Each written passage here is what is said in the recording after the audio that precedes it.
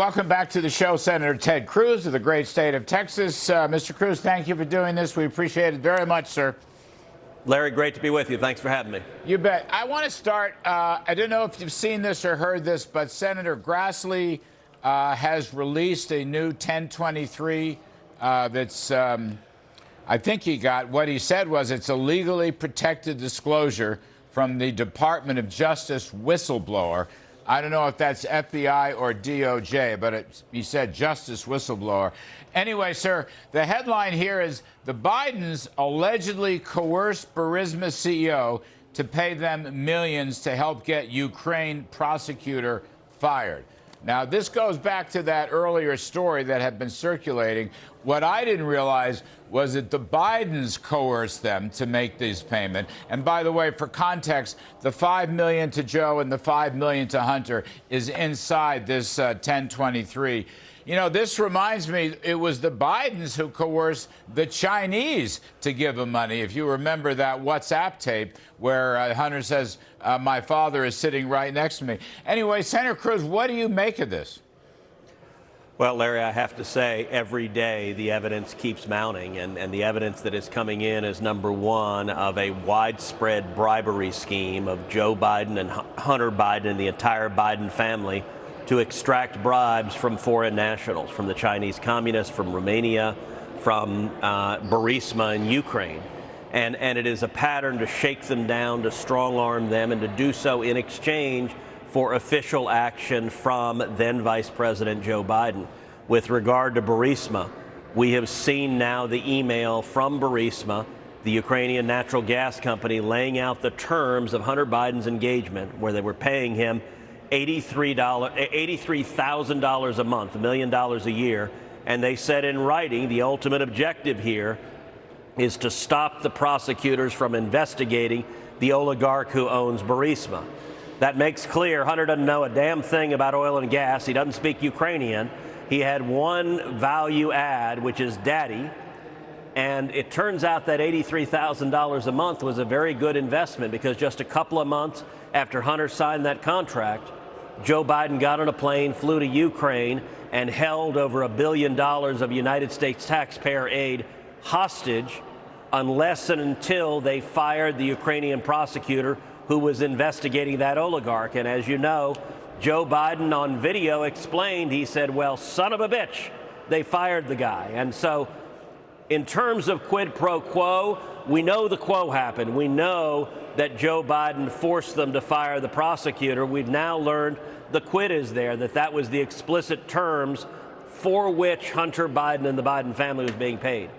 You know, our Brooke Singman, who's a digital reporter, has a long story on this, and it fills in all the gaps, which is incredible. I mean, in fact, the Burisma CEO wasn't sure. He said, maybe we shouldn't do this. Maybe we shouldn't try to bribe the Bidens. Maybe we'll just hire a lawyer for $50,000 and we'll leave it at that. And another guy said, no, you got to do this because he will overrule and take out Shokin. And once Shokin, the Ukrainian prosecutor, is gone, then Burisma will not be investigated, and then Burisma will have clear sailing to buy some kind of American or Texas oil company or oil and gas company. I mean, it gives details and context. Now, these are still allegations, but they are very detailed allegations.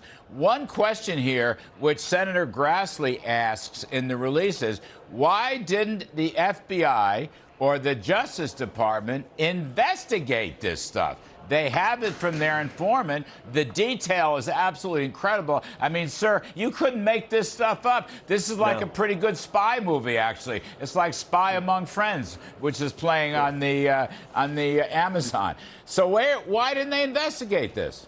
Listen, the only possible conclusion is that the Department of Justice and the FBI were engaged in a rampant cover-up, of Hunter Biden's illegality and bribery scheme, but most importantly, a cover-up of Joe Biden's involvement. You know, we had just yesterday 2 IRS whistleblowers testify before the House Oversight Committee, both senior career IRS employees, both Democrats. They don't have a partisan axe to grind. Their testimony was riveting. Their testimony was damning. As you know, Larry, I do a podcast every week, 3 days a week, Monday, Wednesday, and Friday, called Verdict with Ted Cruz. Well, it so happens late last night, at about midnight last night, I brought in and interviewed James Comer, the chairman of the House Oversight Committee, and we did 2 back-to-back episodes over an hour long. So part 1 is airing today. The podcast is out today. Part 2 is coming out tomorrow, and we spend over an hour walking through systematically what is the evidence of corruption. What is the evidence of corruption from the 170 suspicious activity reports that the banks filed, from the millions of dollars that were coming to shell companies that were going to the Biden family? What did the IRS whistleblowers testify to? And so today's podcast walks through for the first 30 minutes.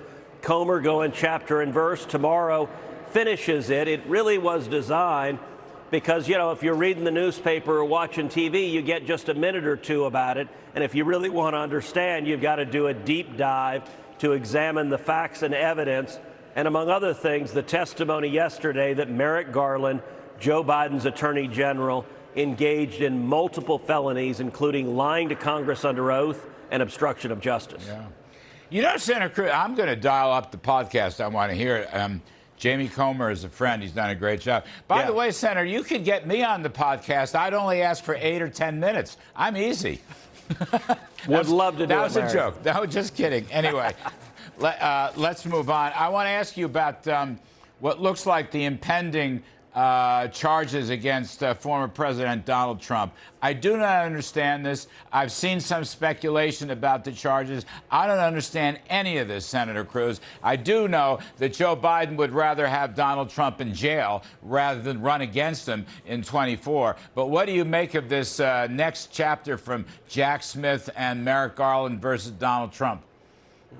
Well, unfortunately, I think it is all politics. It is the weaponization and politicization of the Department of Justice, of the FBI. Jack Smith has a long history of being a partisan. He was the one who led the prosecution against Bob McDonnell, the Republican governor of Virginia, who was at the time a credible presidential candidate, and yet Jack Smith led DOJ going against him, prosecuted, convicted McDonnell, ended up destroying his political career, and then it went to the U.S. Supreme Court, and a unanimous Supreme Court, 8-0, throughout the conviction, said that Jack Smith had wildly overreached. He has a long history of engaging in partisan politics. Actually, Jack Smith was involved in the Obama IRS targeting of conservatives. And so here, why are they going after Trump? This is not a surprise. They hate Donald Trump. Jack Smith was appointed in order to indict Donald Trump. Jack Smith was appointed in order to prosecute Donald Trump. And the reason is Joe Biden and Merrick Garland, they don't believe in democracy. Donald Trump is one of the leading candidates to be president, and they don't trust the voters to make that decision. They would rather try to take that choice away from the voters. It is a corruption of our justice system. And I'll tell you what it is. It's election interference. I think the Biden White House believes that by indicting Trump, that they help him in the Republican primary, and that may well be right. But I think they also believe that by indicting Trump over and over and over again, that they hurt him in the general election. I don't know if that's right or not, but I think that's what the Biden White House believes. Well, you know, just to continue that last point, they may think they can beat Trump, okay? But I want to ask you about Bidenomics, because right now, Bidenomics, whatever the hell that is polling around 25 to 30%. In fact, today, Biden posted a tweet that said the inflation rate is 3%. Well, that may be true for the last 12 months. But in his whole term, Senator Cruz, the CPI level is up 16%. And last week, Biden posted a tweet that said real wages today are higher than they were pre-pandemic. Well, anyway, Twitter had to say to him, no, that is factually incorrect. Actually, real wages today, after 2.5 years of Joe Biden, are lower than they were pre-pandemic. And I wanted to get your quick take on Bidenomics, because as you know, Trump is running hard, you know, drill, baby, drill, tax cuts, deregulation, and economic growth. I mean, the Bidens may be making a bad bet here with this election interference. Yeah, look, I think they are. So-called Bidenomics is the Obi-Wan Kenobi approach to economics. where what they're trying to tell, the Biden White House is trying to tell the American people is, these aren't the drones you're looking for. The inflation you see with your eyes, don't trust your lying eyes. Despite the fact that the cost of everything has gone up, the cost of food, the cost of electricity, the cost of health care, the cost of lumber, the cost of rent, the cost of mortgages, the cost of gasoline. Anyone who goes to a store any day of the week knows that. What the Biden White House is trying to say is, pay no attention to the reality you're living each and every day.